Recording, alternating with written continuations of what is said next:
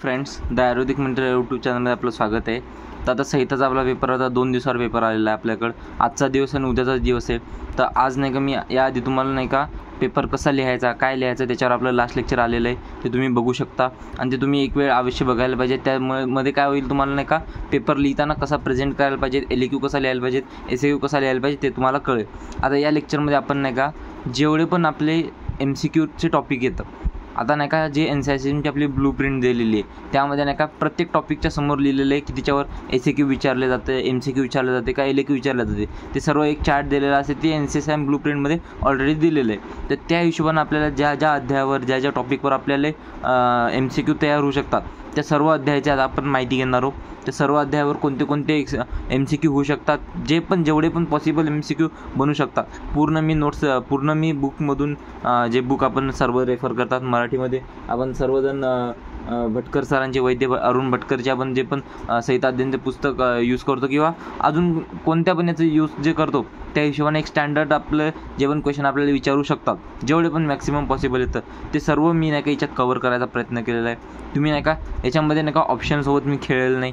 Option लिहून काही फायदा नाही, ऑप्शन तुम्हाला येणारच येतं. तुम्हाला व्यवस्थित आन्सर माहीत असलं, क्लिअर आन्सर माहीत असलं तर तुम्हाला काहीच करायची गरज नाही. तुम्हाला आता पुस्तक रीड करायची पण गरज नाही. पुस्तक एवढं विषय काय होते यावेळेस, जर का तुम्ही पुस्तक रीड करायला घेतलं तर तुम्ही कन्फ्यूज असाल, तुम्ही पागल असाल, तुम्हाला काय करायचं काय नाही. मग तुमचा स्वतःवर कॉन्फिडन्स येणार नाही किंवा अरे यार हे टॉपिक पण राहिलेला, अरे तो टॉपिक पण राहिला, हे पण झालं ते पण राहिलं. तर असं काही मनात आणू नका, ठीक आहे. आता फक्त तुम्ही एवढं जरी जेवढे मी लेक्चरमध्ये जेवढं मी तुम्हाला नोट्समध्ये सांगते, जेवढे मी मॅक्सिमम क्वेश्चन पॉसिबल होऊ शकतात, मॅक्सिमम काय सर्वच क्वेश्चन त्याच्यात इन्क्लुडेड येतं. तर याच्या बाहेरचा तर तुम्हाला कोणता MCQ दिसणार नाही. बट आता ते तुमच्यावर डिपेंड करते की तुम्ही किती लक्षात ठेवू शकता, ते तुमच्या कॅपॅसिटीवर आहे. बट एक वेळा जर तुम्ही फक्त एक्झामच्या आधी 2-4 वेळा हे डेली इन द सेन्स, आता तुम्ही टाईम काय आपल्याकडे आजचा दिवस आहे, उद्याचा दिवस आहे, आज एकदा तुम्ही लेक्चरसोबत एकदा बघसाल, नंतर त्याच्यानंतर मी तुम्हाला नाही का याच्यामध्ये टाईम स्टॅम्प पण देईल की कोणत्या कोणत्या अध्यायाचं टॉपिक मी शिकवेले, म्हणजे तुम्ही ज्याला जे विजेचं प्रॉब्लेम आहे तो ते आता तेवढ्या टॉपिकला जाऊन बघू शकते, ठीक आहे. कोणाचा हा अध्याय जो प्रिपेअर झालेला नाही ज्याच्यावर आहे तो समजा त्याच्यावर जाऊन तो MCQ बघू शकतो, ठीक आहे. आता राहिला प्रश्न, हा व्हिडिओ मी जेवढा होईल तेवढा शॉर्ट करायचा प्रयत्न करेल आणि जेवढं होईल तेवढं म्हणजे तुम्हाला रिवाईज करायला लय सोपं पडेल, ठीक आहे. तर तुम्ही आता हे नाही काय लेक्चरच्या आधी मी सजेस्ट करेल की एक्झामला जायच्या आधी तुम्ही हा व्हिडिओ एक वेळ जरूर बघा. तेव्हाच तुम्हाला नाही का पेपरमध्ये नाही का MCQचं काही भीती राहणार नाही. तुमच्या आरामात नाही का 12 ते 15 MCQ आरामात बरोबर येते, काही काळजी करू नका, ठीक आहे. तर आता पहिला येते आयुष्कामी अध्याय, MCQ फॉर आयुष्कामी अध्याय, ठीक आहे. आता MCQ काय काय विचारले जातात. पहिलं येते रोगाचे प्रकार किती येतं, 2. शारीरिक मानसिक, सोपं आहे, जास्त काय अवघड नाही. किंवा याला रोगाचे अधिष्ठानसुद्धा म्हणू शकता, ठीक आहे. शारीरिक आणि मानसिक रोगाचे कारण काय राहते, रज आणि तम जे दोष राहते ते मानसिक दोषाचे कारण राहते. शारीरिक रोगाचे काय कारण राहते, वात पित्त व कफ हे जे दोष येतं हे शारीरिक रोगाचे कारण राहते. नंतर जे 4 पुरुषार्थ कोणते येतं, धर्म अर्थ काम व मोक्ष हे 4 पुरुषार्थ येतं. आयुर्वेद अवतरण, आयुर्वेदाची निर्मिती कोणानुसार आहे, ब्रह्माजी कृत आहे, ठीक आहे. आता आयुर्वेद अवतरण हे कोणानुसार आहे, वाग्भटानुसार. कारण की आपण कोणतं संहिता बघते, हे अष्टांगहृदय कोणाने लिहिलेलं आहे, वाग्भटाने लिहिलेलं आहे, ठीक आहे. ब्रह्माकडून प्रजापती दक्ष, नंतर अश्विनी कुमार, नंतर इंद्र सहस्त्राक्ष, नंतर अग्निवेशादी षडशिष्य. नंतर षडशिष्य कोण येतं हे नाव तुम्हाला माहीत पाहिजे, अग्निवेश, भेल, जतुर्कर्ण, पराशर, हारित आणि क्षारपाणी हे षडशिष्य तुम्हाला माहीत पाहिजेत, ठीक आहे. याच्यावर MCQ येऊ शकतं. नंतर ते अष्टांग आयुर्वेदमध्ये काय ते 8 अंग सांगितलेले त्या आयुर्वेदाचे. त्यात काय ते काय चिकित्सा, बालचिकित्सा, ग्रहचिकित्सा, ऊर्ध्वांग, शल्यचिकित्सा, दंशचिकित्सा, जराचिकित्सा आणि वृषचिकित्सा. आता याच्यातले कोणते पण 4 देऊन तुम्हाला एखादा म्हणजे 3 याच्यात देऊन एक ऑर्डर देऊ शकता की हा याच्यातला कोणता अष्टांग आयुर्वेदाचा पार्ट नाही आहे, इझी आहे. आता जर का तुम्हाला समजा याच्यातले 4 कोणते पण ऑप्शन दिले, म्हणजे 3 याच्यातले कोणते पण ऑप्शन दिले आणि एक टाकला रसशास्त्र किंवा द्रव्यगुण विज्ञान किंवा अगततंत्र समजा याच्यात येते किंवा असं काही टाकलं तर तुम्ही लगेच समजू शकता, ठीक आहे. नंतर याचे दोषाचे स्थान काय येतं. आता आपले 3 दोष मुख्य येतं, कोणते येतं, वात पित्त आणि कफ. तर आता नाभीचा जो अधोभाग आहे म्हणजे वरचा भाग आहे, तिथं काय हृदय आणि नाभीचा जो मध्यभाग आहे, हृदय आणि नाभीच्या मध्यभागात पित्त आणि हृदयाच्या ऊर्ध्व भाग म्हणजे वरचा भाग, ऊर्ध्व भागात काय राहते, कफ राहते. ठीक आहे. आता अग्नीचे प्रकार, याच्यात अग्नीचे प्रकार किती येतात, 4. विषमाग्नी, तीक्ष्णाग्नी, मंदाग्नी आणि समाग्नी. विषमाग्नी काय राहते, वातदोषाची जी अग्नी राहते ती विषमाग्नी राहते, पित्तदोषाची जी अग्नी राहते ती तीक्ष्णाग्नी राहते आणि कफदोषाची जी अग्नी राहते ती मंदाग्नी राहते. अग्नी कोणती, आपली जाठराग्नी म्हणतात त्याला. ही कोणती अग्नी, जाठराग्नी. ठीक आहे. ठीक आहे. नंतर येते समाग्नी. समाग्नी कोणाला म्हणतात, जे 3 दोष म्हणजे तिन्ही दोष ज्याच्या आईच्यात समाज नाही तर तिच्यात येतं समाग्नी. तुम्हाला विचारू शकतात अग्नीचे प्रकार किती, 4. आणि कोणते, विषमाग्नी, तीक्ष्णाग्नी, मंदाग्नी आणि समाग्नी. ठीक आहे. नंतर ते कोष्ठाचे प्रकार, कोष्ठाचे 4 प्रकार कोणते, क्रूर, मृदू, मध्य कोष्ठ. इथं लक्षात ठेवा, मध्य कोष्ठ आणि हा मध्यम कोष्ठ आहे, तर हे लक्षात ठेवा. वातदोषाचा कोष्ठ काय आहे, क्रूर आहे. पित्तदोषाचा मृदू कोष्ठ आहे. कफदोषाचा मध्य आणि जे समदोष, त्रिदोष समाज आहे, 3 दोष समाजमध्ये कोणता आहे ते मध्यम. ठीक आहे, हे लक्षात ठेवा. नंतर ते प्रकृतीचे प्रकार, मुख्य किती प्रकार येतात, 3. पर तरतम भावानं त्याचे अजून, तरतम म्हणजे काय, क्षयवृद्धी भावाने त्याचे अजून प्रकार पडतात. पण मुख्य प्रकृती किती, मुख्य प्रकृती 3. ठीक आहे. कोणत्या, वात प्रकृती, पित्त प्रकृती आणि कफ प्रकृती. ठीक आहे. आता याच्यात कोणती प्रकृती हीन आहे, कोणती मध्यम आहे, कोणती उत्तम आहे, कोणती श्रेष्ठ आहे ते बघू. आता समजा वात प्रकृती आहे, वातदोष आहे, विषमाग्नी आहे आणि क्रूर कोष्ठ आहे, तर ती कोणती आहे, वातदोषाची प्रधानता आहे. विषमाग्नी आहे, क्रूर कोष्ठ आहे, तर वात प्रकृती. आणि वात प्रकृती काय मानल्या जाते, हीन मानले जाते. म्हणजे जे पित्त प्रकृती, पित्तदोष प्रधान प्रकृती आहे, पित्तदोष आहे, तीक्ष्णाग्नी आहे, मृदू कोष्ठ आहे आणि पित्त प्रकृती म्हणजे काय, मध्यम प्रकृती आहे. पित्त प्रकृती काय, मध्यम प्रकृती. नंतर कफ मंदाग्नी, मध्यम कोष्ठ, तर कफ प्रकृती आहे आणि कफ प्रकृती उत्तम मानले जाते. नंतर ते समदोष ज्याचे तिन्ही दोष समान अवस्थेत येतं ते समदोष. नंतर यालाच काय, अग्नी काय, समाग्नी आणि कोष्ठ काय, मध्यम कोष्ठ, मध्य आणि मध्यम कोष्ठ, तर याला काय म्हणतात, समप्रकृती म्हणतात. आणि समप्रकृती काय, श्रेष्ठ. नंतर ते द्विदोष म्हणजे कोणती, जी वात पित्त कफ पित्त कफ वात, ही जी द्विदोष प्रकृती ती काय मानल्या जाते, निंद्य मानल्या जाते, म्हणजे निंदित मानल्या जाते, छोटी मानल्या जाते. ठीक आहे. ते लक्षात ठेवा, हे शब्द लक्षात ठेवा, कोणती, हीन, मध्यम, उत्तम, श्रेष्ठ आणि निंद्य. ठीक आहे. आणि ते वात दोषाचे गुण किती. आता वात दोष आहे, तत्र वृक्ष लघु शीत सूक्ष्म, ते हे सूक्ष्मश्चलो अनिल, हे तुम्हाला सूत्र माहिती आहे, तर त्याच्यानुसार किती येतं, 6. कोणते, वृक्ष लघु शीत खरं सूक्ष्म व चल, हे तुम्हाला MCQ मध्ये विचारू शकतात. आता समजलं तुम्हाला की MCQ कसे विचारतात. ठीक आहे. पण मी तुमच्यासाठी सगळं शॉर्टकटमध्ये वाचून आणले, म्हणजे काय होते, तुम्हाला नाही का MCQ साठी तुम्हाला पुस्तक वाचताना कंटेंट दुसऱ्या लक्षात ठेवायचं काम नाही. जेवढं तुम्ही डोक्याला फ्री ठेवसाल, जेवढं तुम्ही त्याला तकलीफ देणार नाही, इझिली वाचसाल, तुम्हाला सर्व MCQचे टॉपिक इथे येत ना, ते सर्व MCQचे टॉपिक इथंच वाचले गेले पाहिजे. ठीक आहे, एका जागेवर. नंतर हे पित्तदोषाचे गुण किती येतात, 7 येतात. किंचित स्निग्ध, तीक्ष्ण, उष्ण, लघु, विस्रव, सरळ व द्रव. नंतर इथे कफदोषाचे गुण किती येतात, 7 येतात. स्निग्ध, शीत, गुरु, मंद, श्लक्ष्ण, मृत्स्न, स्थिर. आता हे ज्याला हे माहिती, श्लोक पाठी ज्याला, त्याला याच्यात काही अडचण येणार नाही, फक्त आकडे लक्षात ठेवायचे, 6, 7, 7. ठीक आहे. नंतर ते संसर्ग आणि सन्निपात काय राहते, संसर्ग म्हणजे काय, 2 रोगांचा क्षय किंवा प्रकोप, जिथं 2 रोगाच्या संयोगाने विकार उत्पन्न होतात. संसर्गामध्ये काय होते, 2 रोगाच्या संयोगाने विकार उत्पन्न होतात. आणि सन्निपातमध्ये काय, 3 दोषांच्या संयोगाने काय होतात, विकार उत्पन्न होतात. विकार, रोग, व्याधी, तुम्हाला जे म्हणायचं ते म्हणू शकता.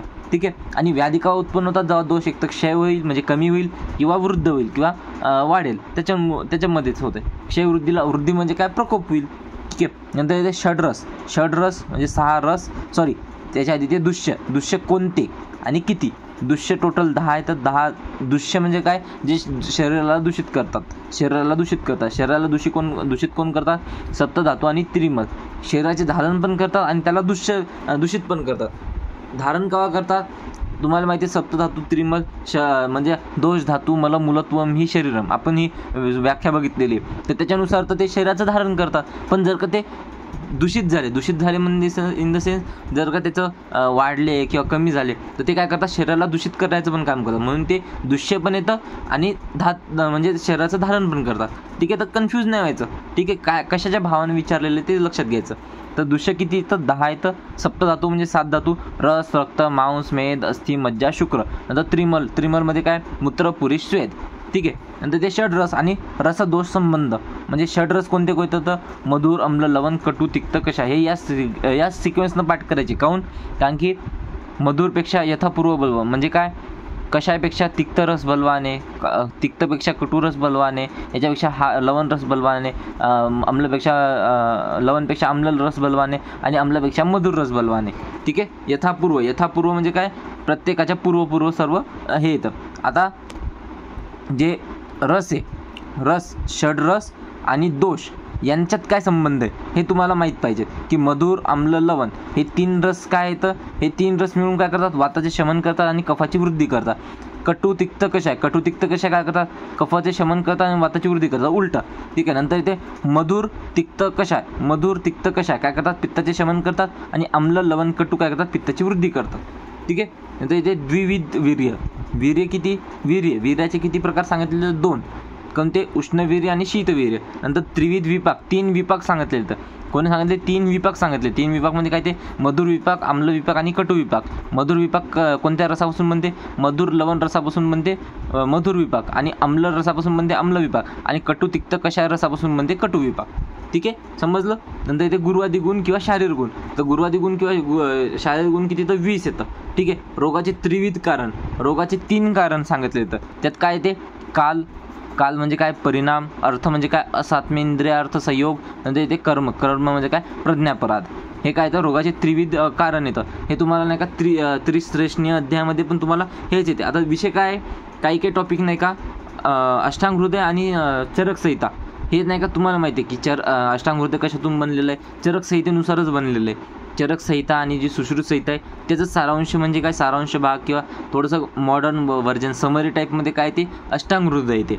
ठीक आहे. तर अष्टांग हृदयामध्ये नाही का, अष्टांग हृदय चरक संहिताचे तुम्हाला भरपूर टॉपिक नाही का सिमिलर सापडतील. म्हणून इथं जे वाचलं ते तुम्हाला तिथं येणार आहे. जास्त कन्फ्यूज व्हायचं नाही. जे आलं, जे मी सांगते ते व्यवस्थित सांगते. ठीक आहे. तर काही सुटलं तर तुम्ही ते हे नका म्हणून की सुटलं म्हणून, नाही, ते कुठं ना कुठं अष्टांग हृदयामध्ये कव्हर झालेलं आहे म्हणून मी ते सोडलेलं आहे चरक संहितेमध्ये. ठीक आहे. आता नेक्स्ट क्वेश्चन काय, ते रोगाचे प्रकार, रोग प्रकार. आता तुम्हाला माहिती आहे, पहिला जो अध्याय आहे आयुष्कामी अध्याय तो खूप मोठा आहे आणि तो खूप इम्पॉर्टंट पण आहे. तिच्यातून आपल्याला खूप सारे क्वेश्चन येतात, पूर्ण बेसिक आपलं तिच्यातूनच कव्हर होते. नंतर रोग प्रकार सांगितले. रोग प्रकार किती, 2. याच्यात काय, ते निज आणि आगंतुक. हे रोग कोणते येतं, 2 येतं, निज आणि आगंतुक. नंतर रोगाचे अधिष्ठान 2. आपण पहिल्यांदा सांगितलं कोणतं, शरीर आणि मन. नंतर इथे रोगी परीक्षा काय, तर रोगी परीक्षा 3 सांगितले, दर्शन, स्पर्शन आणि प्रश्न. ठीक आहे. दर्शन म्हणजे पाहणे, स्पर्शन म्हणजे चेक करणे आणि प्रश्न म्हणजे हिस्ट्री टेकिंग. नंतर इथे रोग परीक्षा रोगाच्या परीक्षा काय येतं, 5 येतात. रोगाच्या परीक्षा किती येतं, 5 येतात. म्हणजे निदान, पूर्वरूप, रूप म्हणजे लक्षण, उपशय आणि संप्राप्ती. नंतर इथे देशभेद काय येतं, 2 देश येतं. देशाचे किती भेद येतं, 2 भेद म्हणजे काय, प्रकार. देशाचे प्रकार किती, 2. एक देह आणि एक भूमिदेश. देह म्हणजे काय, देह म्हणजे आपलं शरीर पण काय, देश आहे. शरीरनुसार पण आपण त्याचा प्रभाव पडते. नंतर भूमिदेश म्हणजे काय, की जे आपला देश म्हणजे आपल्या जे काय म्हणू शकतो आपण, जे खंड आहे किंवा आपल्या भौगोलिक दृष्टी जे पृष्ठभाग आहे, पृष्ठभागाच्या हिशोबानं देशाच्या हिशोबानं कोणतं आहे, तर जांगल, अनुप आणि साधारण हे 3 देश येतं.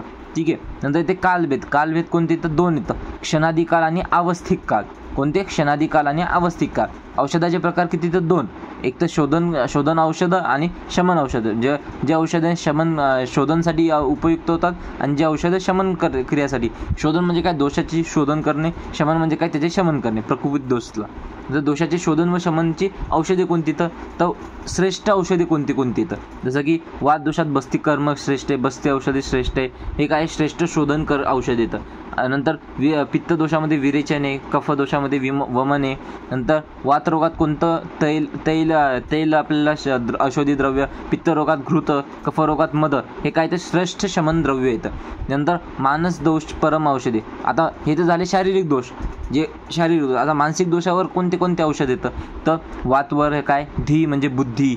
पित्त दोषावर धैर्य, धृती. आणि कफ दोषावर आत्मादी विज्ञान.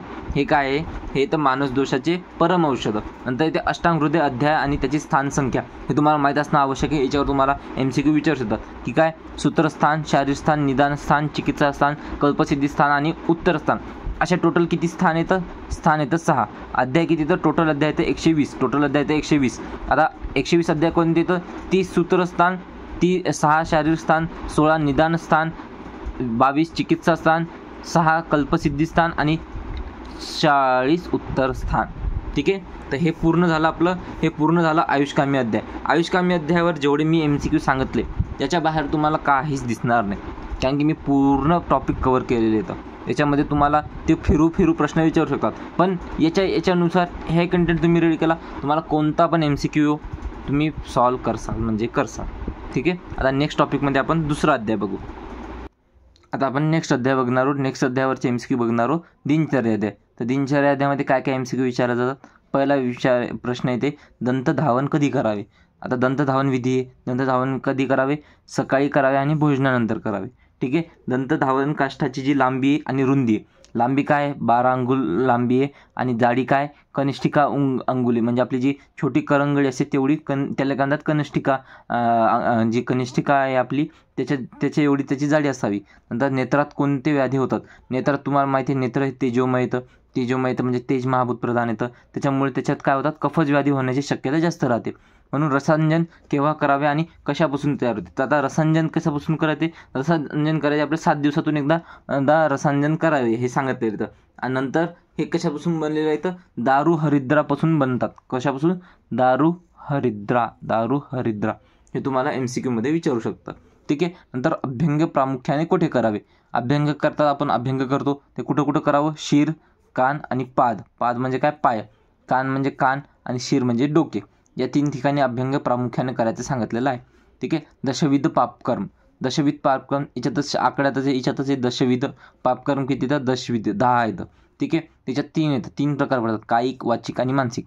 कायिकमध्ये काय ते हिंसा असते, चोरी आणि अन्यथा काम म्हणजे व्यभिचार.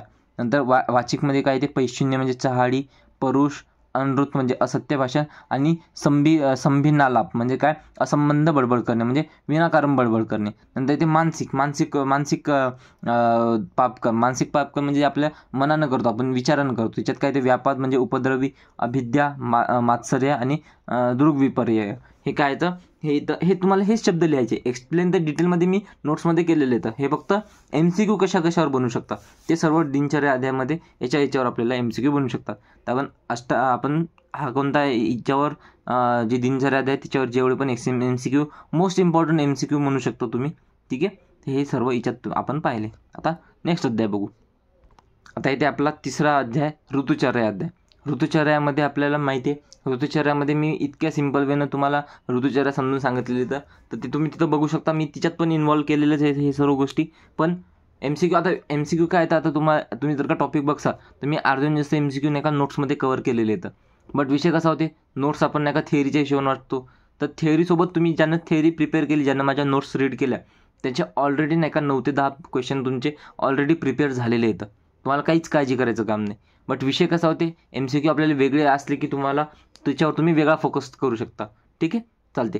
तर आता आपण बघू ऋतुचर्या अध्याय. ऋतुचर्या अध्यायामध्ये काय ते आदान काळ म्हणजे काय, उत्तरायण. याचं शॉर्टकट काय, शी व ग्री म्हणजे काय, शिशिर, वसंत आणि ग्रीष्म. शिशिर ऋतूमध्ये शारीरिक बल काय राहते, उत्तम राहते. नंतर वसंतमध्ये मध्यम राहते, ग्रीष्ममध्ये हीन राहते किंवा अल्प बल राहते. ठीक आहे. नंतर इथे रसप्राधान्य की कोणत्या ऋतूमध्ये कोणतं रस प्राधान्य. तर आपला जो शिशिर ऋतू आहे, शिशिर ऋतूमध्ये तिक्त रसाचं प्राधान्य, वसंत ऋतूमध्ये कशा रसाचं प्राधान्य, ग्रीष्म ऋतूमध्ये कटू रसाचं प्राधान्य. ठीक आहे. नंतर येते याचे महिने कोणते, तर शिशिर ऋतू कोणता आहे, माघ आणि फाल्गुन. आता चैत्रपासून स्टार्ट होते, पण आपलं कुठून स्टार्ट होते, आपला माघपासून चालू होते. ठीक आहे. आपले ऋतू कुठून स्टार्ट करतो, आपण माघपासून चालू करतो, माघ फाल्गुन. ठीक आहे. नंतर येते चैत्र वैशाख आणि ज्येष्ठ आषाढ. ठीक आहे, हे तुम्हाला माहीत पाहिजे. नंतर येते विसर्गकाल किंवा दक्षिणायन, याला काय म्हणतात, हे शिवग्री आणि वश हे तुम्हाला माहीत पण असेल.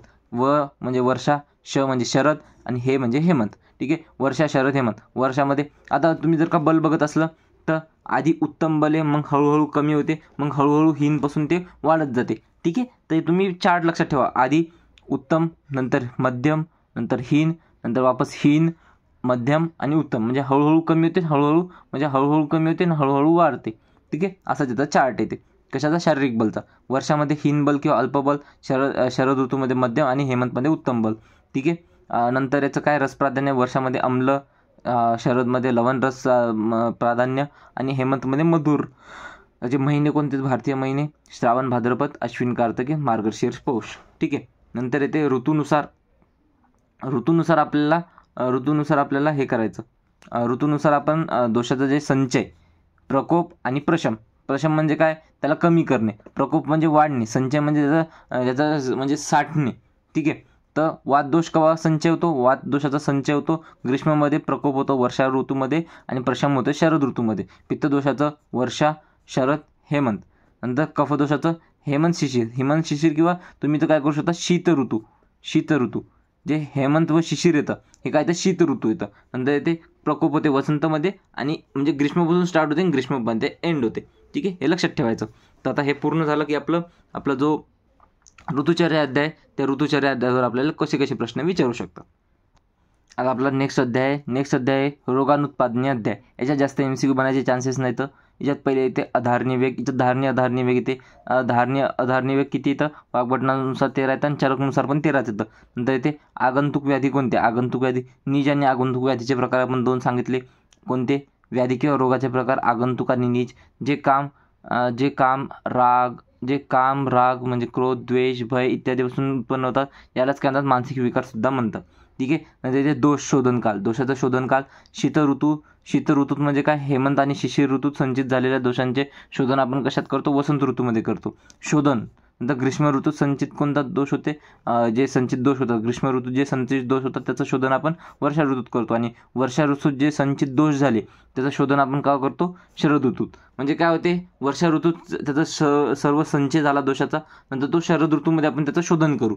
आधी संचय होऊ देणार, मग त्याचा नेक्स्ट आपण ऋतूमध्ये त्याचं शोधन करणार. ठीक आहे. हे झालं रोगानुत्पादनी अध्याय. एकदम सिंपल, जास्त काय हार्ड नाही, याच्यात जास्त तुम्हाला डिटेलमध्ये जात नाहीत.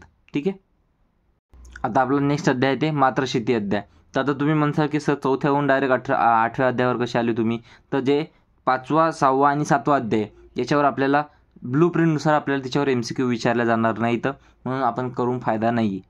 ठीक आहे. ब्लूप्रिंटमध्ये जे दिलेलं त्या हिशोबाने आपण चालत आहे. त्याच्यावर दिलेलं नाही तर म्हणून त्याच्यात जायचं काम नाही आणि ते तुम्ही MCQच्या दृष्टीनं रीड करायला पण नाही पाहिजे. ठीक आहे. पहिले ते मात्रशेती अध्याय 8वा अध्याय. ठीक आहे. सेम मात्रशेती अध्याय तुम्हाला याच्यात पण सापडेल. 5वा जो अध्याय कशा सापडेल? तुम्हाला चरकमध्ये सापडेल. तर चरकचा आणि अष्टांगचा दोन्ही मिळून मी इथं सर्व कव्हर करते. सेम टॉपिक मी परत लिहून तुम्हाला कन्फ्यूज करून जास्त लिहून काही फायदा नाही. ठीक आहे. आहाराचे योग्य प्रमाण मात्रशेती अध्याय. गुणात्मक आहार काय? अर्ध्या मात्रेत करावा म्हणजे अर्धे पोट भरेपर्यंत करावा. नंतर जो लघुगुणात्मक आहार आहे तो पूर्ण पोटभर न करता थोडी रिकामी जागा ठेवावी. नंतर सुखपूर्वक आहार म्हणजे काय? जे आपल्याला चांगला वाटते तो आहार कधी करा? पचन होईल अशा स्वरूपात, म्हणजे आपल्याला पचवता येईल अशा स्वरूपात. नंतर अल्प आहाराचे किंवा हीन मात्रेचे परिणाम काय होतात? म्हणजे जर का तुम्ही कमी जेवण केलं किंवा खूप कमी जेवण केलं किंवा जेवणच केलं नाही तर त्याचा काय परिणाम पडते? तुम्हाला त्याच्यामुळे वातच जे व्याधी येतं ते उत्पन्न होऊ शकतात. नंतर जर का तुम्ही अतिआहार सेवन केला, आपण काय मात्रा अध्याय बघते, मात्रशेती अध्याय.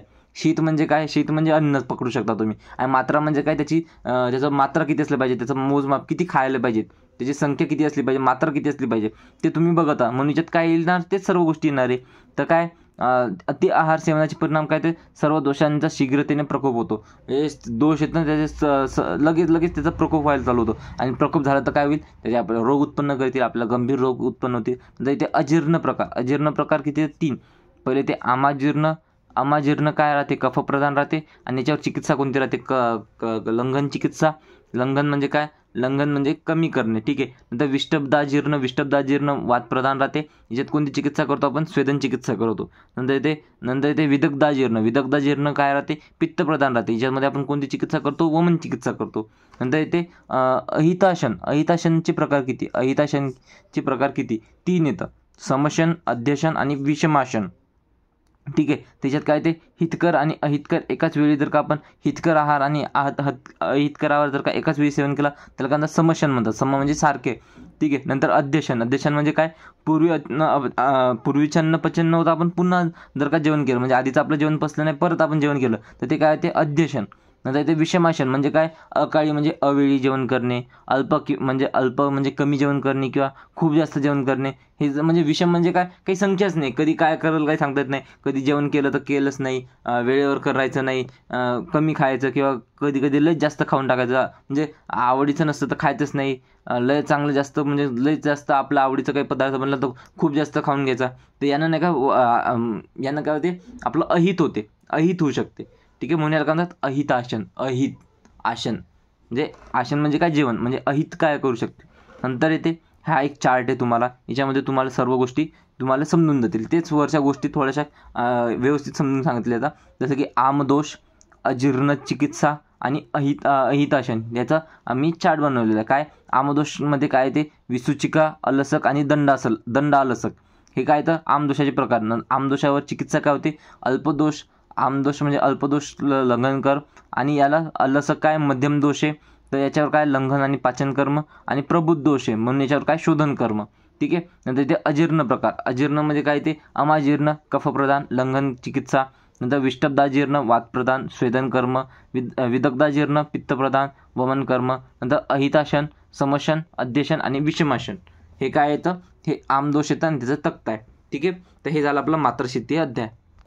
आता नेक्स्ट आपला अध्याय ते द्रव्यादी विज्ञानी अध्याय. 9वा अध्याय ते द्रव्यादी विज्ञानी अध्याय. याच्यात नाही का आपल्याला कशावर क्वेश्चन विचारत होतात, पंचभौतिक द्रव्य येतं, त्याचे गुण येतं आणि त्याचे लक्षण येतं, याच्यावर आपल्याला क्वेश्चन विचारत होतात. कोणते पण एक टाकून आपल्याला ऑड मॅन आउट विचारत होतात, किंवा त्याच्यात कोणतं महाभूत प्राधान्य हे समजा माहितीच राहते. पार्थिव द्रव्यामध्ये पृथ्वी महाभूत प्राधान्य राहते, याच्यात जलीयमध्ये आप राहते, नंतर आग्नेयमध्ये तेज महाभूत प्रधान, वायूमध्ये वायू महाभूत प्रधान, आणि आकाशीय द्रव्यामध्ये आकाश महाभूत प्रधान. आता पार्थिव द्रव्याचे गुण काय, तर याचा गंध जो आहे हा प्रमुख गुण आहे. नंतर आपचा काय रसप्रधान आहे, रूप, स्पर्श आणि शब्द स्पर्श रूप रस गंध. हे तुम्हाला सर्व मेन गुण माहिती येतं. त्याचे अन्य गुण काय, तर गुरु, स्थूल, स्थिर, द्रव, शीत, गुरु, स्निग्ध, मंद, सांद्र, हे कशाचे जलीयचे. आग्नेयमध्ये काय ते वृक्ष, तीक्ष्ण, उष्ण, विषद, सूक्ष्म. नंतर वायव्यमध्ये काय ते वृक्ष, विषद, लघु, आणि हे स्पर्श हे तर माहितीच आहे. नंतर इथे सूक्ष्म, विषद, लघु. ठीक आहे, हे तुम्हाला गुण पाहिजे. नंतर त्याचे लक्षण काय, तर पार्थिव द्रव्याचे गौरवता, स्थैर्यत्व, संघात, उपचय. नंतर जलीय द्रव्य काय करतात, स्नेहन, विषंदन, क्लेद, प्रल्हाद, बंध म्हणजे संधान. नंतर ते दाह. नंतर आग्नेय द्रव्य काय, दाह, आभा, वर्ण, प्रकाश म्हणजे रूप, ज्ञान, पचन. नंतर वायव्य द्रव्य रुक्षता, लाघवता, स्वच्छता, हालचाल. नंतर आकाशीय द्रव्य सौशीर्यता आणि लाघवता. हे काय झालं द्रव्यादी विज्ञानी अध्याय. द्रव्यादी अध्यायामध्ये काय बघितलं आपण, पंचभौतिक जे द्रव्य येतं त्याचे गुण आणि त्याचं लक्षण, याचा चार्ट बघितला आपण. तर नेक्स्ट टॉपिक आहे आपला द्रव्य वर्णित पदार्थ. हे द्रव्य काय येतं, रस काय येतं, रस किती सांगितले, षड्रस सांगितले येतं, मधुर, आम्ल, लवण, कटू, तिक्त, कषाय. नंतर वीर्य कोणते तर द्विविध, उष्ण किंवा सौर वीर्य, शीत किंवा सोमवीर्य. ठीक आहे, नंतर अष्टविध वीर्य सांगितलं येतं, कोणते, गुरु, स्निग्ध, शीत, मृदू, लघु, वृक्ष, उष्ण आणि तीक्ष्ण. म्हणजे काय, गुरु, लघु, स्निग्ध, वृक्ष, शीत, उष्ण, मृदू, तीक्ष्ण, हे काय येतं अष्टविध वीर्य. ठीक आहे, नंतर विपाक काय येतं, 3 विभाग सांगितले, मधुर, आम्ल आणि कटू. ठीक आहे, प्रभाव काय येतं, प्रभाव 2 सांगितले, द्विविध प्रकार सांगितले, 2 प्रकार सांगितले प्रभावाचे, एक समान प्रत्यारब्ध आणि एक विचित्र प्रत्यारब्ध. ठीक आहे, हे काय येतं प्रभाव म्हणजे इफेक्ट, प्रभावाचे काय परिणाम येतं. ठीक आहे, हे झाला आपला 9वा अध्याय द्रव्यादी विज्ञानी अध्याय. ठीक आहे, आता आपण बघणार आहोत रसभेदी अध्यायावर आपल्याला काय काय MCQ विचारू शकतात. रसभेदी म्हणजे काय, रसाचा भेद सांगणारे. रसभेदीमध्ये काय ते षड्रस आणि महाभूताधिक्य. त्याच्यावर महाभूताधिक्य पाहिलेलं, मधुर रसामध्ये पृथ्वी आणि जलचं महाभूताधिक्य राहते, आम्ल रसामध्ये पृथ्वी अग्नीचं महाभूताधिक्य राहते, लवण रसामध्ये जल अग्नीचं, कटू रसामध्ये वायू अग्नीचं, तिक्त रसामध्ये वायू आकाश, आणि कशा रसामध्ये पृथ्वी वायू महाभूत. आता याच्यावर तुम्हाला MCQ विचारू शकतात कशा पण याच्यावर. नंतर ते रससंयोग प्रकार. आता रससंयोग म्हणजे काय, 6 रस येतं, तर त्याच्या 2 रसाचा संयोग होऊ शकते, 3 रसाचा संयोग होऊ शकते, 4 रसाचा, 5 रसाचा आणि 6 रसाचा. याच्या संयोगानं नाही का वेगवेगळे त्याचे प्रकार बनू शकतात. तर याच्यात काय ते 57 प्रकार बनतात असे टोटल. तर किती, तर 2 रसाच्या संयोगाने किती बनतात, 15 बनतात. 3 रसाच्या संयोगाने किती बनतात, 20 बनतात. नंतर 4 रसाच्या संयोगाने किती बनतात, 15. तर 5 रसाच्या संयोगाने असलेले 6 आणि 6 रसाच्या संयोगाने असलेला 1. तर हे सर्व तुम्हाला लक्षात असले पाहिजे, हे तुम्हाला MCQमध्ये विचारू शकतात. सिंपल आहे, जास्त काही अवघड नाही, इझिली तुम्ही करू शकता. ठीक आहे, एवढं जरी तुम्ही लक्षात ठेवलं तर याच्यावरच क्वेश्चन येणार, जास्त काही हार्ड याच्यावर येणार नाही. तर बाकी मेन आपण सर्व आधीच केलं होतं. आधी तर पहिला अध्याय किती डिटेलमध्ये घेतला, नंतर जसं जसं वेटेज आहे त्या हिशोबाने तुम्ही येऊ शकता. ठीक आहे. आता आपला नेक्स्ट अध्याय आहे दोषादी विज्ञानीय अध्याय. आता काय दोषादी विज्ञानीय अध्याय, त्याच्यात काय ते सप्तधातूचे मुख्य कार्य काय, सप्तधातूचे मुख्य कार्य काय, सप्तधातूचे काय, रसधातूचं प्रीणन, रक्तधातूचं जीवन, मांस धातूचं लेपन, मेदधातूचं स्नेहन, अष्टधातूचं धारण, मज्जाधातूचं पुरण आणि शुक्रधातूचं गर्भोत्पादन, हे काय तर त्याचे मुख्य कार्य येतं. तर त्रिमलाचे मुख्य कार्य कोणते, पुरुष्ट अवष्टंभ, मूत्रचं क्लेदवाहन आणि स्वेदाचं क्लेदविद्रुती, हे काय येतं, हे त्याचे त्रिमलाचे मुख्य कार्य येतं. नंतर आश्रय किंवा आधार अध्येय, तर याच्यात काय येतं, दोष काय असतात, आश्रयी किंवा अध्येय राहतात आणि धातू व मल काय येतात, आश्रय देतात किंवा आधार देतात. तर वात दोष कशात राहते, अस्थि धातूमध्ये राहते. पित्त दोष रक्त आणि स्वेद धातूमध्ये राहते, रक्त धातू आणि स्वेद मल आहे. ठीक आहे. आणि कफ दोष कशात राहते, रस, मांस, मेद, मज्जा, शुक्र, मूत्र व पुरुष याच्या साह्याने कफ दोष राहतो. नंतर आता दोष किंवा धातू यांचा क्षय किंवा वृद्धीमध्ये कोणती चिकित्सा करावी. जर का क्षय असेल तर संतर्पण किंवा बृहण करू शकतो, आणि वृद्धी जर का झाली, कशाची, दोष किंवा धातूची वृद्धी जर का झाली तर त्याच्यात आपण अपतर्पण किंवा लंघन चिकित्सा वापरतो. ठीक आहे. म्हणजे जर का क्षय झाला तर आपण बृहण म्हणजे काय करतो, ॲड करतो, त्याच्यात भरण पोषण करतो म्हणजे संतर्पण करतो, आणि वृद्धीमध्ये काय करतो, अपतर्पण म्हणजे लंघन म्हणजे लघुता आणतो. लघुता कशी आणेल, कमी करू. ठीक आहे. नंतर येते संतर्पणाने आणि अपतर्पणाने काय होते. संतर्पणाने म्हणजे बृहण काय होते, कफाचे वर्धन होते आणि वाताचे शमन होते. अपतर्पण म्हणजे लंघन चिकित्सा काय करते, कफनाशके म्हणजे कफनाश करते आणि वातवर्धक म्हणजे तात्काळ वातवर्धन करते, म्हणजे लगेच वात वाढवते. ठीक आहे. म्हणून नाही का वातदोष आणि जे अस्थिधातू आहे हे नाही का हे येतं, काय म्हणतात, त्याची जी चिकित्सा आहे ही अपवाद आहे, ही उलटी चालते. म्हणजे काय, वात जर का वृद्धी झाला किंवा अस्थिची जर का वृद्धी झाली तर आपण अपतर्पण नाही करत. वृद्धी झाली तर आपण काय करतो, लंघन चिकित्सा करतो. पण इथं काय येते, बृहण किंवा संतर्पण चिकित्सा म्हणून त्याच्यावर येऊ शकते. वातक्षय आणि अस्थिक्षय हे काय, लंघन चिकित्सा, हे उलटं चालते, हे लक्षात ठेवायचं. ठीक आहे. वातदोष कारण की ते हे काऊन, याचं रिझन काऊन, कारण की संतर्पण काय करते, वाताचे शमन करते. ठीक आहे. म्हणून हे झालं, हे तुम्हाला कळलं. हे झालं आपला दोषादी विज्ञानीय अध्याय. आता आपला नेक्स्ट अध्याय येते दोषभेदी अध्याय. दोषभेदी अध्याय, तर दोषभेदीमध्ये काय ते जे दोष आहे त्याच्याबद्दल माहिती असणार आहे. तर दोष किती, तर 3 दोष येतं. वात पित्त कफ, म्हणजे याच्यावर सर्व तुम्हाला वात पित्त कफावरच आधारित सर्व क्वेश्चन दिसणार येतं. ठीक आहे. तर वात दोषाचे मुख्य स्थान काय, पक्वाशय किंवा पक्वादान. नंतर पित्त दोषाचे मुख्य स्थान काय, नाभी. कफदोषाचे मुख्य स्थान काय, उर. ठीक आहे. आता वात दोषाचे प्रकार किती व कोणते. वात दोषाचे प्रकार किती, 5. प्राण, उदान, व्यान, समान, अपान. तर पित्त दोषाचे प्रकार किती, 5. कोणते, पाचक, रंजक, साधक, आलोचक, भ्राजक. तर कफदोषाचे प्रकार किती, 5 येतं. आणि कोणते, अवलंबक, क्लेदक, बोधक, तर्पक आणि श्लेषक, हे काय तर कफाचे प्रकार येतं. नंतर इथे ऋतूनुसार दोषाचा संचय, प्रकोप आणि प्रशम. तर वाताचा संचय, प्रकोप, प्रशम कधी होते, वाताचा संचय ग्रीष्ममध्ये होते, प्रकोप वर्षामध्ये होते आणि शरदमध्ये त्याचा हे होते. हे आपण चार्ट ऑलरेडी बघितलं. पित्ताचा संचय, प्रकोप, प्रशम कधी होते, वर्षा, शरद, हेमंतमध्ये. कफाचा संचय, प्रकोप, प्रशम शिशिर, वसंत, ग्रीष्ममध्ये. ठीक आहे. जर रोगाचे त्रिविध हेतू काय तर हे आपण ऑलरेडी बघितलेले. सत्मेंद्रियार्थ संयोग, काल म्हणजे परिणाम आणि कर्म म्हणजे प्रज्ञापराध. ठीक आहे. हे पहिल्या अध्यायातच आपण बघितले. नंतर रोगाचे त्रिविध मार्ग कोणते, बाह्य रोग मार्ग किंवा शाखा मार्ग, यालाच काय म्हणतात, रक्तादी, सप्तधातू आणि त्वचा. याच्यात हे मार्ग कोणते, तर रक्तादी, सप्तधातू, 7 धातू आणि त्वचा, हे काय तर बाह्य रोगाचे मार्ग आहेत. आता आभ्यंतर किंवा कोष्ठ रोग मार्ग किंवा यालाच महास्रोतच म्हणतात. याच्यात काय ते आमाशय आणि पक्वाशय. मध्यम रोग मार्ग काय तर किंवा याला काय म्हणतात, मर्मास्थी संधी मार्ग. याच्यात काय ते शिर, हृदय, बस्ती, मर्म, अस्थि, संधी व त्याच्याशी संबंधित शिरा, धमनी, कंडरा, स्नायू इत्यादीचं कशात येते, मध्यम रोग मार्गामध्ये येते. नंतर येते त्रिविध कर्मज रोग. त्रिविध कर्मज रोग कोणते, पहिले ते दृष्ट कर्मज किंवा दोषज रोग, अदृष्ट कर्मज किंवा कर्मज रोग. नंतर दृष्ट अदृष्ट कर्मज म्हणजे काय ते दृश्य रोग. नंतर येते द्विविध रोग प्रकार, स्वतंत्र रोग, परतंत्र रोग. परतंत्र रोगमध्ये काय ते पूर्वरूप आणि उपद्रव, हे त्याचे प्रकार येतं. ठीक आहे. हे झालं आपला दोषभेदीय अध्याय. आता एकदम छोटा अध्याय आहे, दोषोपक्रमणीय अध्याय. जे जास्त इम्पॉर्टंट आहे तेच येतं. ग्रीष्म ऋतूत जे संचित वाताचं आहे ते श्रावण महिन्यात त्याचं शोधन करायचं, त्याचा दोषाचं संशोधन काळ सांगितलेलं आहे. नंतर वर्षा ऋतूत जे संचित पित्त आहे त्याचं कार्तिक महिन्यात आपण शोधन करतो. नंतर जे हेमंत ऋतूत संचित कफ आहे त्याचं चैत्र महिन्यात शोधन करतो. हे महिने लक्षात ठेवा, कारण की महिने तुम्हाला विचारू शकतात. ठीक आहे. नंतर दोष संशोधनाचा निषिद्ध काळ, म्हणजे केव्हा दोषाचं संशोधन करायचे नाही. ग्रीष्ममध्ये खूप उष्णता राहते म्हणून संशोधन करायचं नाही. वर्षा ऋतूमध्ये अतिवृष्टी राहते म्हणून त्याच्यात संशोधन करायचं नाही. आणि शीत ऋतूमध्ये जास्त थंडी किंवा किंवा गारता म्हणजे गारवा राहतो म्हणून त्याच्यात आपण शोधन करायचं नाही. ठीक आहे. नंतर औषध किंवा भेषज सेवनकाल किती व कोणते? टोटल 10 सेवनकाल सांगितले. तर अनन्नकाल, अनादकाल, मध्यभक्त, अंतभक्त, कौलांतर काल, नंतर ग्रासे किंवा सग्रास, मुहुरू काल किंवा नंतर ते सान्नकाल, सामुद्ग काल आणि निशिकाल, हे टोटल 10 औषध सेवन काल सांगितले येतं. हे काय येतं? दोषोपक्रमनीय अध्याय. याच्यात आपल्याला महत्त्वाचं, याच्यात आपल्याला दोषाचे उपक्रम आपल्याला SAQ साठी विचारतात. याचं MCQ साठी पण हे थोडे टॉपिक आपल्याला MCQ मध्ये विचारू शकतात. आले तर हेच टॉपिकवर येऊ शकते. ठीक आहे. नंतर अष्टांग हृदयाचा आपला लास्ट अध्याय, ज्याच्यावर आपल्याला MCQ विचारतात. 15व्या अध्यायावर आपल्याला MCQचं वेटेज नाही आहे, ब्लू प्रिंटमध्ये दिलेलं नाही आहे, म्हणून ते इन्क्लूड करणार नाही. तर द्विविधोपक्रमनीय उपक्रम म्हणजे काय असते? चिकित्सा असते. हे तुम्ही लक्षात ठेवा.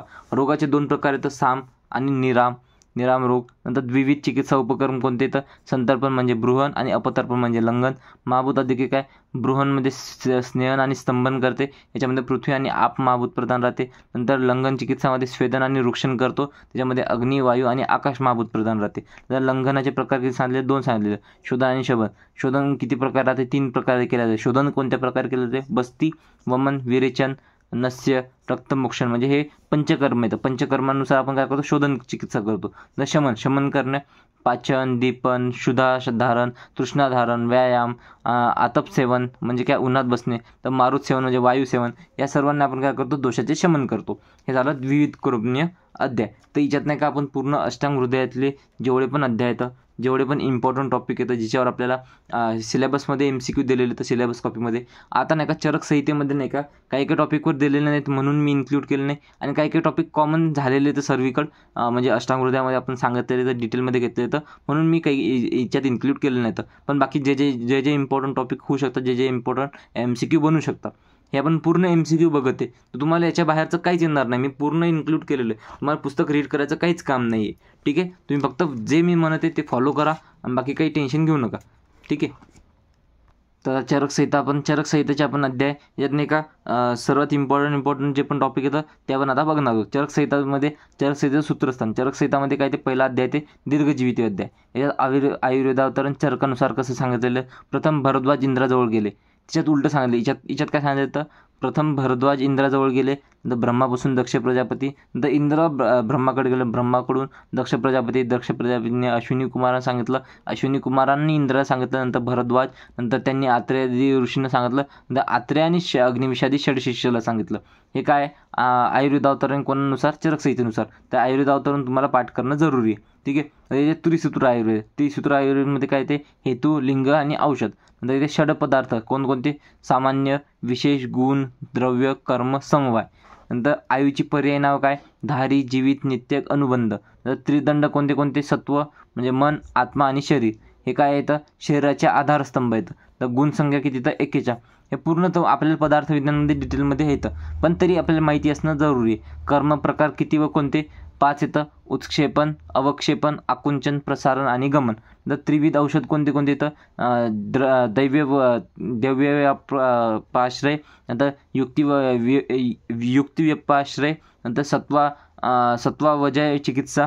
हे काय येतं? त्रिविध औषध येतं. नंतर चतुर्विध महास्नेह कोणते? घृत, तेल, वसा आणि मज्जा. हे काय येतं? चतुर्विध महास्नेह येतं. 4 महास्नेह येतं. तर लवणाचे प्रकार किती व कोणते? लवणाचे टोटल 5 प्रकार येतं. एक येते संवरछल लवण, नंतर येते सैंधव लवण, वीड लवण, औद्भिद लवण आणि सामुद्र लवण. आता नंतर येते मुलिनी द्रव्य किती येतं? 16 येतं. फलिती द्रव्य किती येतं? 19. स्नेह किती येतं? 4 स्नेह आपण सांगितले येतं. नंतर लवण किती येतं? 5 लवण येतं. मूत्र किती येतं? 8. मूत्राचे प्रकार 8 येतं. क्षीर प्रकार किती येतं? 8 क्षीर प्रकार येतं. तुम्हाला हे आकडे माहीत पाहिजेत. ठीक आहे. नंतर इथे मात्रशीती अध्याय. नंतर काय ते मात्रशीती अध्याय. तर याच्यामध्ये आपल्याला नाही का ते सौविरांजन आणि रसांजन याचं सांगितलेलं. सौविरांजन म्हणजे काय? नित्य करावा, नेहमी करायला सांगितलं. रसांजनाचा 5 ते 8 म्हणजे 7 दिवसातून एकदा आपल्याला करायला सांगितलं आहे. तर रसरत्न समुच्चयात आपल्याला 5 प्रकारचे अंजन सांगितले. तर पहिले ते सौवीरंजन, नंतर रसांजन, स्रोतोंजन, नंतर पुष्पांजन आणि नीलांजन हे 5 प्रकार सांगितले. नंतर प्रायोगिक धूमपान काल किती व कोणते. प्रायोगिक धूमपान केव्हा केलं पाहिजे, 8 त्याचे काळ सांगितले. तर पहिलं स्नानानंतर केलं पाहिजेत, भोजनानंतर, वमनानंतर, शिंक आल्यावर, दंतधावनानंतर, नस्यानंतर, अंजनानंतर आणि झोपेतून उठल्यानंतर आपल्याला धूमपान करायचं सांगितलेलं आहे. हे काय तर धूमपान करण्याचे काळ सांगितलेले आपल्याला. ठीक आहे. नंतर येते त्रिस्त्रेष्णीय अध्याय. याच्यात नाही का अष्टत्रिक सांगितले येतं, म्हणजे ऐष्णा किती सांगितले, प्राणेष्णा, धनेष्णा, परलोकेष्णा. द उपस्थम सांगितले तर आहार, स्वप्न, ब्रह्मचर्य. द बल सांगितले सहज बल, कालज बल, युक्ती, कृत बल. नंतर आयतन सांगितले तर असत्मेंद्रियार्थ, संयोग, कर्म आणि काल. नंतर येते रोग, नीज, आगंतुक आणि मानस. नंतर रोगमार्ग सांगितलेले शाखा, बाह्यरोग मार्ग, मर्मास्थी संधी म्हणजे मध्यम मार्ग, कोष्ठ म्हणजे आभ्यंतर किंवा आभ्यंतर रोग मार्ग. नंतर भिषक किंवा वैद्य किंवा चिकित्सेचे गुण सांगितले, छद्मचर, सिद्धसाधित आणि जीविताभिसर म्हणजे काय, वैद्य गुणयुक्त. नंतर ते औषध चिकित्सक म्हणजे काय, ते दैवी व्यापाश्रय, युक्ती व्यापाश्रय, सत्वविजय आणि विविध प्रकारमध्ये काय, ते अंतपरिमार्जन, बहिपरिमार्जन आणि शस्त्रप्रणिधान. हे काय सांगितले तर अष्टत्रिक सांगितले. तर चरक संहितेमध्ये जास्त काही इम्पॉर्टंट यायचं काम नाही. जे इम्पॉर्टंट येतं ते मी तुम्हाला सांगितलेलं येतं. तर आता MCQ. तर MCQ तुमचे पूर्ण आपले चरक संहितेचे पण बघितले आणि आपण अष्टांग हृदयाचे पण बघितले. आता या क्वेश्चन पेपरमध्ये आपला जो संहिताचा पेपर होतो तो एकच पेपर आहे, सिंगल पेपर आहे. याच्यामध्ये तुम्ही जास्त काळजी करायचं काम नाही. तुम्ही बुक रीड करसाल तर कन्फ्यूज होसाल. खूप गोष्टी दिसतील, काही रीड होणार नाही व्यवस्थित, डिप्रेशन येईल, स्ट्रेस येईल की बस आपलं हे नाही झालं, ते नाही झालं. तर मी ज्या पद्धतीने घेतलेलं आहे, मी ज्या पद्धतीने सांगितलेलं आहे, तुम्ही पूर्णपणे ट्रस्ट करा. मी तुमच्यासाठी मेहनत करते, तुमच्यासाठी मी सर्व गोष्टी तुम्हाला MCQ मी वेगळे काढून दिले. पण हे तुम्ही रीड केलेलंच येतं, मी असं काही नवीन काही सांगितलेलं नाही. हे गोष्टी तुम्हाला माहीत येतं, ऑलरेडी माहीत येतं. हे तुम्ही कधी ना कधी बुकमध्ये वाचलेलं येतं. फक्त तुम्हाला हे नव्हतं माहीत की बा याच्यावर MCQ येऊ शकतात का, की तुम्ही कधी त्या हिशोबाने त्याचा स्टडी केला नाही. आता मी तुम्हाला सर्व गोष्टी शॉर्टलिस्ट करून दिल्या. आता तुम्हाला काहीच काम नाही बनत की बा तुम्ही पुस्तक रीड करायला पाहिजेत.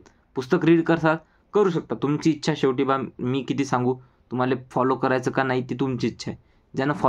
जे फॉलो करत त्याला एक्झाममध्ये 101% त्याचा रिझल्ट भेटणार म्हणजे भेटणारच आहे. ठीक आहे. आणि जे आधीपासून मला फॉलो करत येतं त्यांना माहिती की मी किती व्यवस्थितपणे तुम्हाला मी संहिताचं पूर्ण पेपर सोल्युशन करून दिलं, पेपर प्रेझेंटेशन करून दिलं. याच्या आधी मी तुम्हाला परिचय काय, निष्कर्ष काय, जे तुम्हाला कोणी सांगितलं पण नसेल त्या गोष्टी मी तुम्हाला सांगते. तुम्हाला मी फक्त सांगून सोडत नाही की असं लिहायला पाहिजे, तसं लिहायला पाहिजे. मी तुम्हाला लिहून दाखवते की कसं लिहायला पाहिजे. तुम्ही म्हटले की सर मला कन्फ्युजन होतं आहे, तर मी तुमच्यासाठी वेगळं लेक्चर बनवलं. वेगळ्या लेक्चरमध्ये मी तुम्हाला सर्व परिचय आणि निष्कर्ष तुम्हाला वेगळे करून दिले मी. तर मी माझं काम केलं ना. आता तुमचं काम बनते की तुम्ही किती त्यांना हे करता. मी पूर्ण पेपर सोल्युशन दिलं, त्यानंतर संहिताचं पूर्ण 1 शॉटमध्ये तुम्हाला रिव्हिजन करून दिलं. त्यानंतर मी पूर्ण डिटेलमध्ये लेक्चर घेतले, तर डिटेलमध्ये तुम्हाला नोट्स अवेलेबल करून दिल्या. आता तुम्हाला सर्व गोष्टी केल्या आता. आणि ज्याने ह्या सर्व गोष्टी केल्या त्याचा फेल व्हायचा चान्सच येत नाही आणि त्याला पेपर सोपा जाणार म्हणजे जाणारच. फक्त विषय काय, तुम्ही स्ट्रेस नका घेऊ, तुम्ही रिलॅक्समध्ये स्टडी करा. पेपर एकदम इझी येतो. बाकीच्या तुम्ही त्या गोष्टीमध्ये पडू नका की MCQ आधी लिहायचे, पेज नंबर 3वर लिहायचे का 4वर लिहायचे. तुम्ही अभ्यास करून गेले, तिथं गेल्यावर तुम्हाला कसं विचारू. आता वेळेवर सांगा. वेळेवर जर का तुमचा क्वेश्चन पेपरचा पॅटर्न डायरेक्ट तोंडी जरी केला, तुम्हाला माहीत आहेत ना, उत्तरं माहीत आहेत ना, तर कशाला ताण घ्यायचा.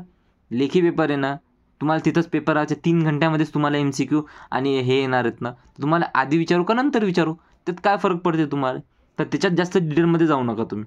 फक्त लक्ष याच्यावर ध्यान द्या की बा तुम्ही काय करता, कसं करता, कसं स्टडी झालेला आहे, स्टडी रिवाईज करा. आता नाही का नवीन काही बघू नका.